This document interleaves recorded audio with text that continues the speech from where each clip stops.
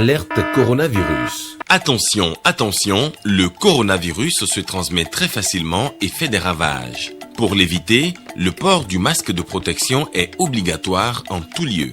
Dans l'administration publique ou privée, dans les réunions, les rencontres, dans les marchés, les magasins, les boutiques et lors des déplacements, le port du masque est obligatoire. Même dans les lieux privés, dès lors que l'on n'est pas seul, le masque doit être le fidèle compagnon. Mais attention, le port de masque de protection ne dispense nullement d'appliquer les autres mesures de prévention, notamment le lavage des mains à l'eau et au savon et l'observance de la distance de sécurité sanitaire d'au moins 1 mètre entre personnes. Enfin, s'abstenir de porter des gants en vue du lavage régulier des mains à l'eau et au savon ou de l'application de gel hydroalcoolique. Pour tout savoir sur l'épidémie du coronavirus au Bénin, rendez-vous sur le site web www.gouv.bj/coronavirus. Ceci est un message du gouvernement de la République du Bénin. Bienvenue à tous et merci de vous informer sur la télévision nationale. À la une de l'actualité ce mercredi, le ministre du Cadre de vie était en visite sur 9 chantiers de construction de marchés modernes à Cotonou. Il est allé s'enquérir de l'évolution des travaux. Le point dans ce journal.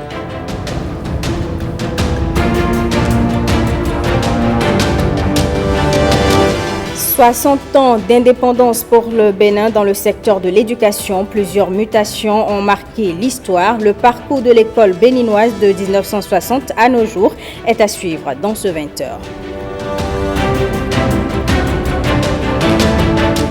Et puis l'actualité internationale nous conduira ce soir au Zimbabwe, en Afrique du Sud et en France où les femmes se mobilisent pour accéder à de hautes fonctions qui leur sont interdites au sein de l'Église catholique.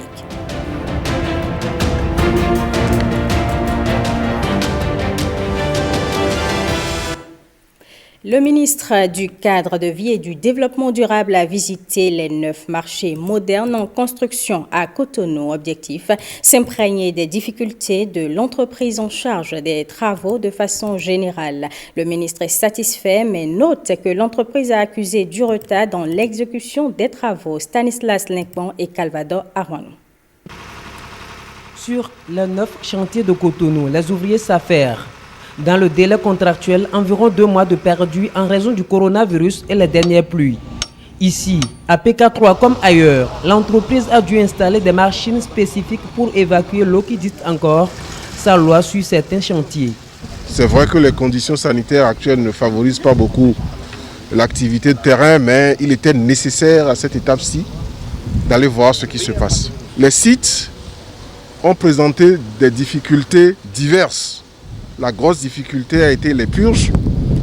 Tous les sites sont des sites en très mauvais état où il a fallu purger parfois sur des profondeurs de près de 2,5 mètres afin de pouvoir fonder sérieusement le marché. L'entreprise fait montre de sa capacité à faire face à ces difficultés-là. Nous avons vu une bonne programmation et nous souhaitons que ce rythme soit maintenu afin que dans 1 mois, nous avons pris l'engagement d'être ensemble, au moins à 30%. D'un marché à un autre, les difficultés varient selon la situation géographique du site et confirment le point hebdomadaire fait au ministre. Il discute avec les responsables de l'entreprise en charge des travaux, s'assure des mesures prises pour résorber le retard accusé et propose des orientations. Si tout se passe bien, normalement, à fin avril 2021, nous aurons les 9 marchés de Cotonou livrés. De façon globale, nous avons à peu près 2 mois de retard sur notre calendrier. C'est réel. Mais les prémices que j'ai vues sur le terrain, les dispositions qui ont été prises par l'entreprise ITB et le rythme que j'ai observé, aujourd'hui nous sommes globalement autour de 12% d'avancement. Ce rythme-là me rassure. Et nous avons pris date pour que le retard soit résorbé afin que, à la date qu'il faut, les chantiers soient livrés. La construction de ces marchés activés depuis fin janvier 2020 a une durée de 15 mois. Dans cette salle, une vue globale du niveau d'exécution des travaux en projection. Mais le ministre veut avoir des résultats pour combler l'attente des usagers de ces marchés. D'ailleurs, à chaque étape de la visite, ils s'arrêtent afin de s'enquérir des conditions d'exercice des marchands sur les sites de relogement et pour recevoir aussi leurs éventuelles doléances. Nous avons fait le tour de tous les sites de relogement pour nous rendre compte des conditions dans lesquelles les femmes sont réinstallées provisoirement. Elles sont satisfaites. Elles sont confortablement installées. Nous avons des sites même qui sont mieux installés que les marchés initiaux d'où on les a déplacés. Cela dit, nous voulons les réinstaller de façon durable dans de meilleures conditions. Le projet de modernisation des marchés urbains et régionaux est initié par le gouvernement du président Patrice Talon. Ce programme concerne 35 lieux d'échanges commerciaux. La première phase déjà en exécution prend en compte 20 marchés dans tout le Bénin. Pendant ce temps, le marché de Rainville dans la commune d'Alada a été mis en service. C'est le fruit de la coopération entre le Bénin et le Japon. Cette infrastructure va permettre aux femmes de commercialiser leurs produits dans de meilleures conditions. Gilles Donsou et Evariste Zomaou, compte rendu. Cérémonie importante et symbolique. L'inauguration du marché de Rainville dans la commune d'Alada, fruit de la coopération entre le Bénin et le Japon.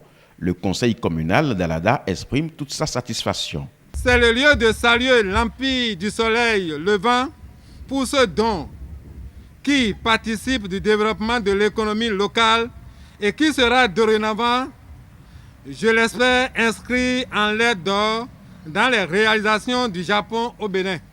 Mise en service officielle de cette infrastructure marchande et le préfet de l'Atlantique rassure de la bonne gestion du marché.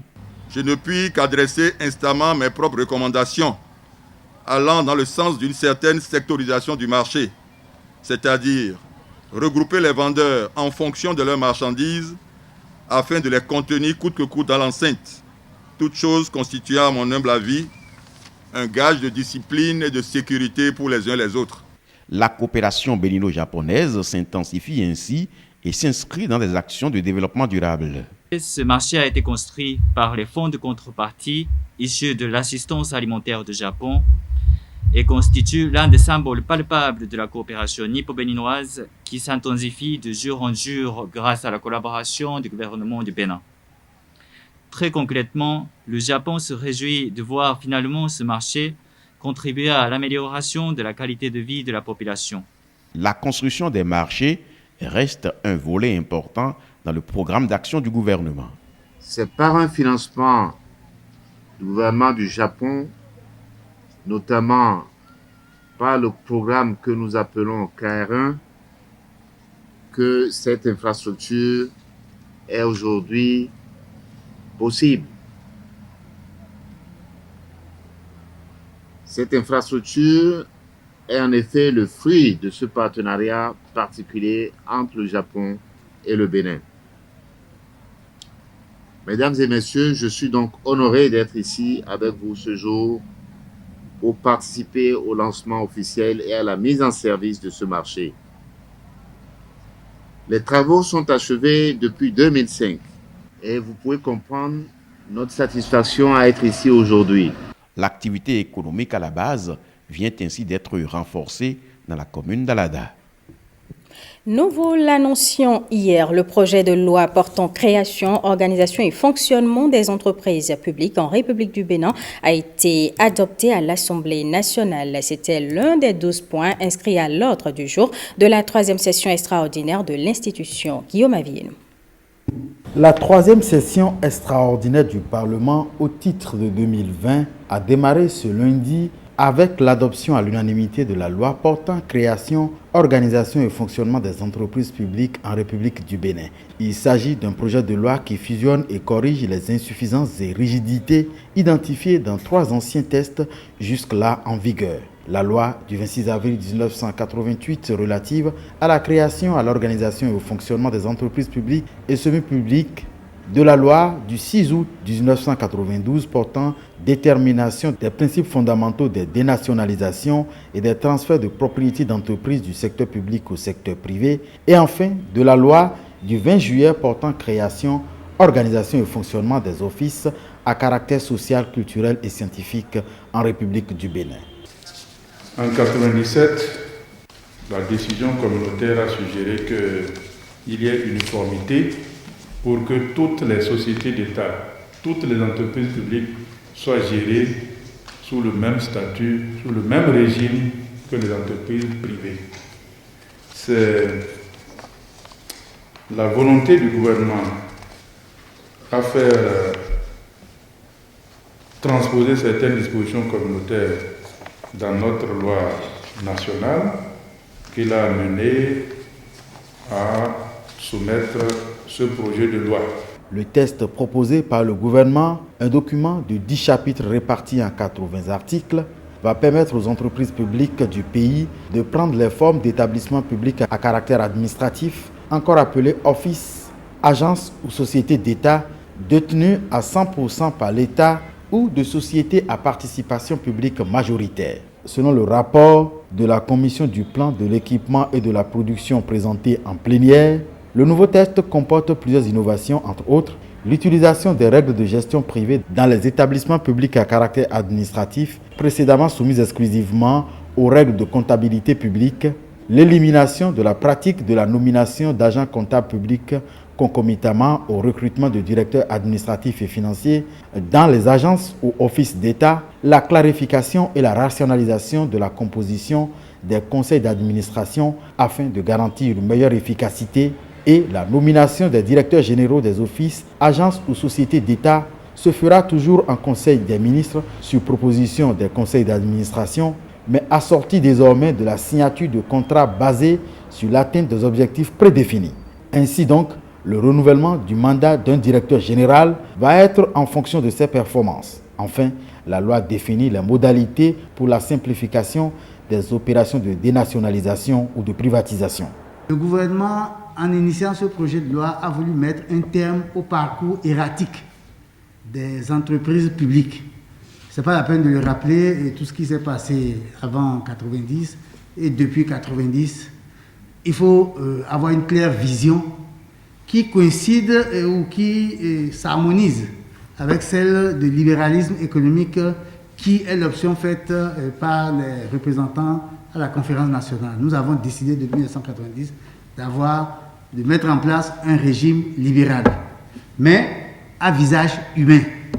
Avec cette loi, ces porteurs espèrent en venir à bout de la malgouvernance qui a jusque-là caractérisé le grand nombre des entreprises publiques du pays. Nous vous proposons à présent les explications d'un spécialiste de la gestion publique et d'un analyste politique sur la pertinence de cette nouvelle loi. Ils sont au micro de l'ENAIC à Bazaou. Que ce soit de l'initiative de l'exécutif ou de l'initiative législative, cette loi votée est venue à point nommé. À point nommé parce que depuis 1960, nous sommes partis d'une vingtaine d'entreprises publiques qui sont tous allés en faillite. Jusqu'aujourd'hui, il ne reste qu'une, deux ou plus trois. Mais pourtant, ces entreprises avaient le monopole. Et quand on dit une entreprise avait le monopole, ça veut dire qu'elle a tous les moyens d'action pour s'en sortir. Et la problématique fondamentale, c'est qu'est-ce qui fait que ces entreprises, malgré les moyens, entre autres, qu'elles ont, n'arrivent pas à s'en sortir. Et donc, au même moment, on voit que les entreprises privées s'en sortent. C'est le même environnement. Et donc, c'est là-dessus que les députés se sont penchés du moins, et ont cru devoir, à juste titre, voter une loi qui vise fondamentalement à intégrer dans l'administration ou bien dans les entreprises publiques les principes de gestion de l'entreprise privée. C'est ce que nous, en sciences, en recherche, on appelait globalement le NPMD, New Management Public. La chose publique n'est pas à l'antipode de la performance. Il faut qu'on se le dise, il faut que tout le monde le comprenne. Ce n'est pas parce que c'est l'entreprise publique ou l'administration publique qu'elle ne doit pas être soumise à une obligation de résultat. Et donc, ce que les députés ont fait, c'est d'amener les gestionnaires publics qui ne sont qu'en mission, à avoir l'obligation de produire des résultats. Et on est en train de revenir à quelque chose progressivement, et c'est peut-être ça qui va réellement donner un essor favorable à nos entreprises publiques. La particularité de ces entreprises-là, c'est que, nous avons dit tout à l'heure, on est en train de rentrer dans le new management public.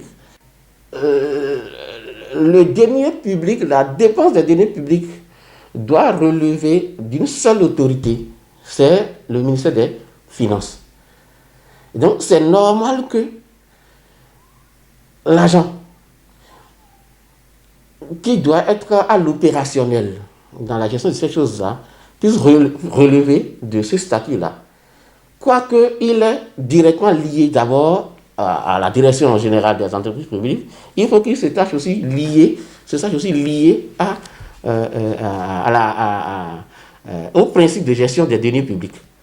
Il faut réussir à faire savoir aussi au conseil d'administration qu'il constitue l'organe de protection de la sauvegarde des intérêts du propriétaire. Du propriétaire qu'est l'État. 60 ans. On est rentré dans l'âge de la sagesse qui nous demande de commencer par réfléchir à qu'est-ce que je suis en train de laisser à la postérité. Ça fait un moment que la plupart des citoyens béninois, y compris les acteurs politiques, décriaient le fonctionnement de nos entreprises publiques et sociétés d'État. Et il fallait aller à une réforme pour dépolitiser un peu l'administration dans le but de la rendre plus efficace. Donc cette loi est une loi révolutionnaire qui vient en fait changer le fonctionnement de nos entreprises et sociétés d'État. Le souci, c'est faire en sorte qu'on puisse réaliser l'efficacité et de bonnes performances. Donc le souci de bonne gouvernance, les directeurs administratifs et financiers ne seront plus nommés simplement pour recruter. Ils seront recrutés en fonction de la loi et en fonction des règles qui régissent évidemment l'encadrement et le recrutement des agents de la chaîne des dépenses publiques. Vous savez que ça fait un moment que le président Talon est en train de conduire des réformes courageuses dans ce secteur pour que nous puissions obtenir des agents qualifiés pour un travail efficient afin que nous puissions atteindre les objectifs d'efficacité et de performance. Il faut saluer les efforts courageux qui sont réalisés par le gouvernement et surtout le travail immense qu'accomplissent les députés au Parlement. Il faut avouer qu'il y a un travail sérieux qui se fait et qui va dans le sens de l'émergence du pays. Il faut aussi noter que nos entreprises publiques désormais seront mieux gérées parce que le souci des Béninois, c'est faire en sorte que la politique ne prime pas sur la promotion des cadres. Il faut que tout le monde puisse participer à la gestion de la chose publique. Et que vous soyez pauvre ou riche, que vos compétences soient célébrées et saluées. Qu'on quitte évidemment la médiocratie pour aller vers la méritocratie. Si quelqu'un mérite, il faut bien qu'on lui donne la chance de venir donner la preuve de ses capacités à la tête des institutions pour qu'ils puissent atteindre les objectifs de développement souhaités. Le Bénin doit changer de cap et leur sonner.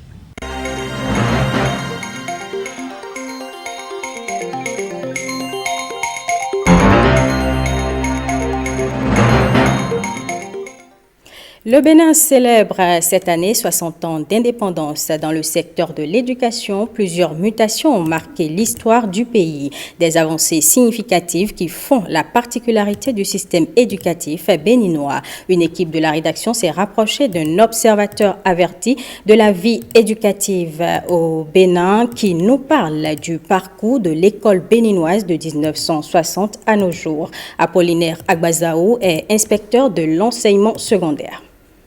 Après les soleils des indépendances, pour paraphraser Amadou Kourouma, on pourrait penser que le colon est parti avec tout ce qu'il nous a laissé comme héritage. Malheureusement, ce ne fut pas le cas. Si bien que depuis les indépendances jusqu'à nos jours, on peut comptabiliser 3 réformes majeures. À partir des indépendances jusqu'aux années 70, notre pays était taxé d'enfants malades de l'Afrique au regard des nombreux coups d'État.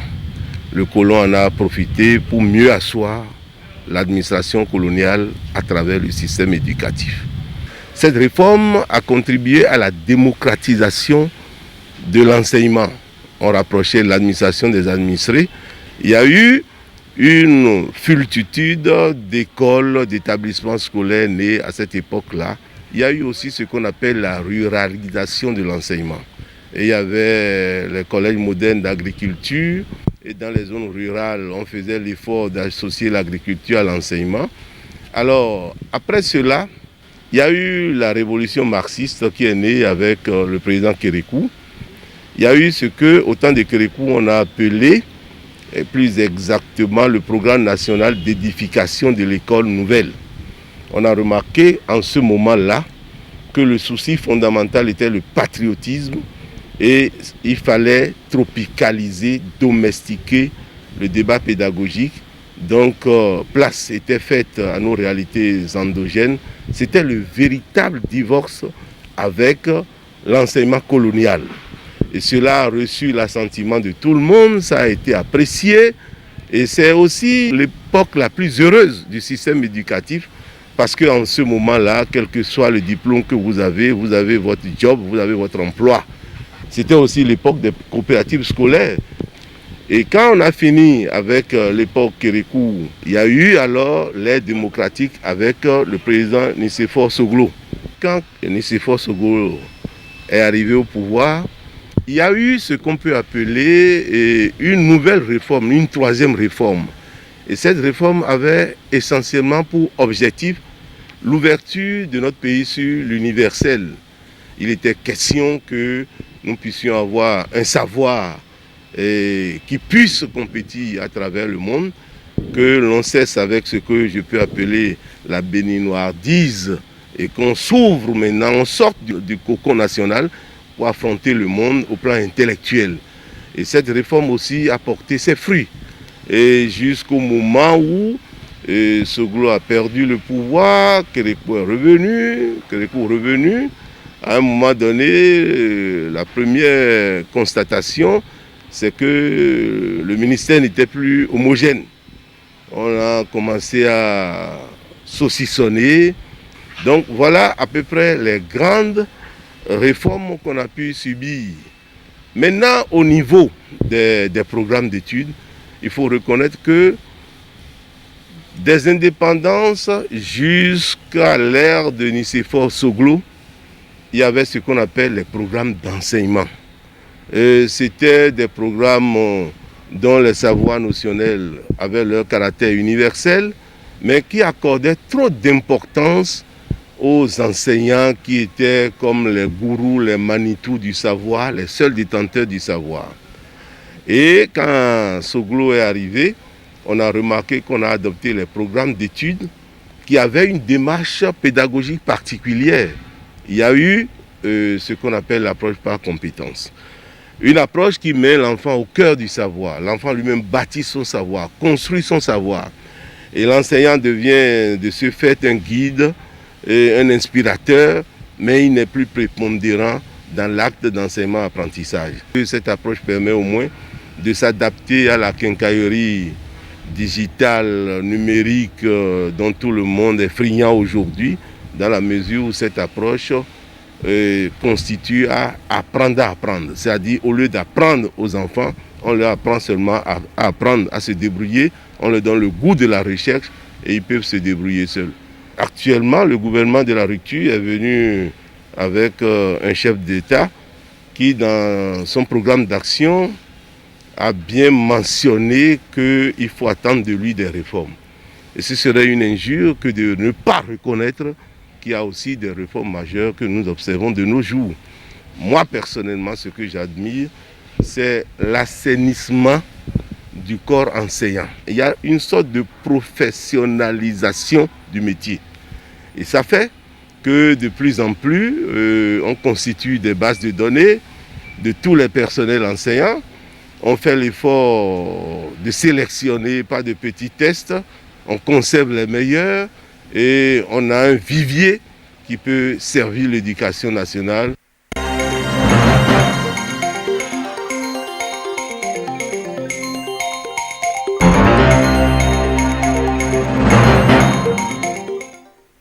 Lutte contre le coronavirus, l'agence belge de coopération Enabel apporte son soutien au gouvernement. Elle a offert un important lot de matériel médicaux. La remise des kits a eu lieu en présence du ministre de la Santé, Axel Dancy. L'appel du gouvernement dans la lutte contre le Covid-19 a trouvé écho favorable chez les Français et les Belges. L'agence de coopération Enabel offre un important lot de matériel médicaux composé de monitoring multiparamètres, saturomètres et un lot de 7000 cubes d'oxygène. L'Agence française de développement a lancé dès le 9 avril dernier l'initiative Covid-19 Santé en commun. Forte de cet engagement, 2 milliards de francs CFA ont été mis à disposition du Bénin afin de soutenir le pays dans sa lutte contre la pandémie. Mis en œuvre par l'agence de coopération belge Enabel, ce financement apporte un soutien immédiat au plan de riposte du gouvernement béninois.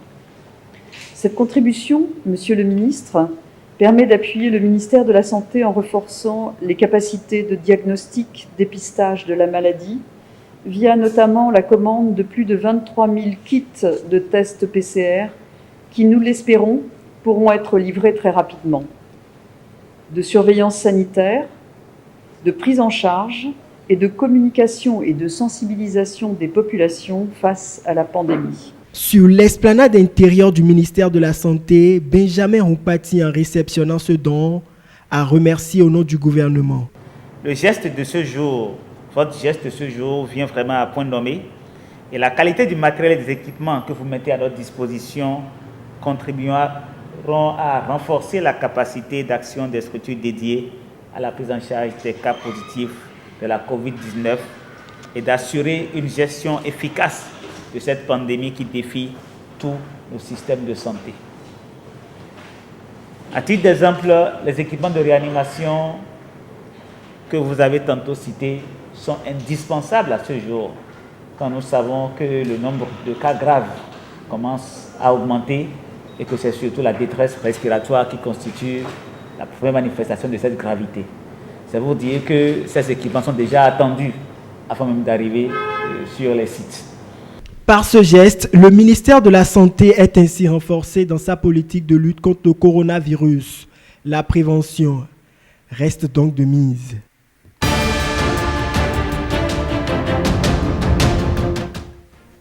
En France, les femmes se mobilisent pour accéder à des hautes fonctions à elles interdites au sein de l'Église catholique.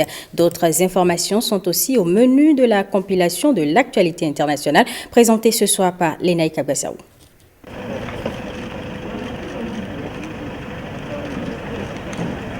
Au Zimbabwe, le journaliste Hopewell Chinono est allé au tribunal pour une audience. Chinono est accusé d'incitation à la violence publique, mais il dit être persécuté pour avoir dénoncé la corruption.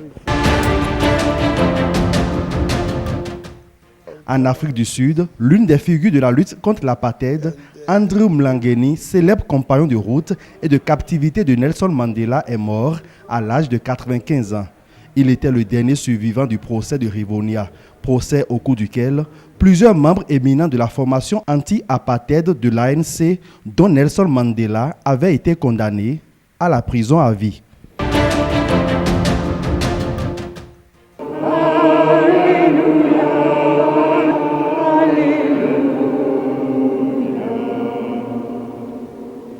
Une dizaine de femmes assistent à la messe en hommage à Marie-Madeleine à l'église de la Madeleine à Paris, après avoir symboliquement déposé leur candidature à diverses fonctions qui leur sont interdites dans l'église.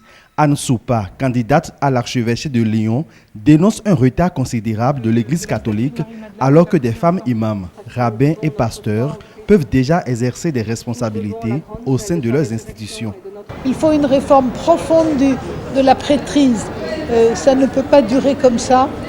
Donc nos candidatures manifestes sont une photographie de ce besoin de réforme dans l'Église. Pour moi, c'est une vraie vocation quand j'étais très jeune, effectivement. Et j'avais été très surprise quand à l'époque, le curé de ma paroisse m'avait dit « Mais enfin, Hélène, ce n'est pas possible ». Je lui avais dit « Mais pourquoi ?» Et il m'avait dit « Mais parce que tu es une fille ». Et à ce moment-là, je m'étais dit « Mais c'est quand même extraordinaire et même extravagant ». Toujours en France, Éric Dupond-Moretti, le garde des Sceaux, a affirmé, lors de son audition par la commission des lois du Sénat, n'avoir reçu aucune information sur la situation de son collègue de l'Intérieur, Gérald Darmanin, visé par une accusation de viol et dont la nomination a suscité de vives critiques et continue de mobiliser les féministes dans la rue. Je n'ai à ce stade, voyez-vous, reçu strictement aucune information sur la situation de M. Darmanin. Je sais une chose et vous la partagerez avec moi, c'est qu'il est présumé innocent. Nous sommes tous d'accord là-dessus. Je n'ai, madame, reçu strictement aucune information sur sa situation.